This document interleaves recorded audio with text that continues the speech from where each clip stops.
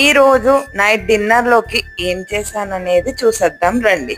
ఎప్పుడూ కూడా ఇడ్లీ, దోశ, పూరి కాకుండా ఇంకేమైనా వెరైటీగా ఏమైనా చేశానా చెప్పండి? పునుగులు ఇంకా ఉప్మా చేసి ఉంటాను. పూరి కానీ చపాతీ కానీ రేర్గా చేశాను. అసలు మన వీడియోలలో మీరు చూసుంటే తక్కువగా చూసుంటారు పూరి కానీ ఇంకా చపాతీ కానీ. ఎందుకంటే ఆయిల్ ఫుడ్ నైట్స్ ఎక్కువగా ప్రిఫర్ చేయొద్దు. అది మీరు కూడా అయినా సరే నేనైనా సరే.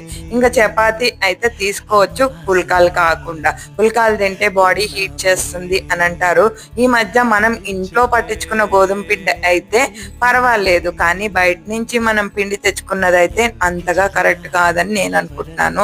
ఈ స్ప్రేయర్ తోటి అయితే కొంచెం చపాతీ మీద నేను ఇలా స్ప్రే చేశాను, కొంచెంగా ఆయిల్ వేసాను, ఎక్కువగా వేయలేదు. కూర కాంబినేషన్ తోటి చపాతీ అయితే సూపర్ గా వచ్చింది. మరి బాయ్, మరి సబ్స్క్రైబ్ చేసుకోండి. Thank you.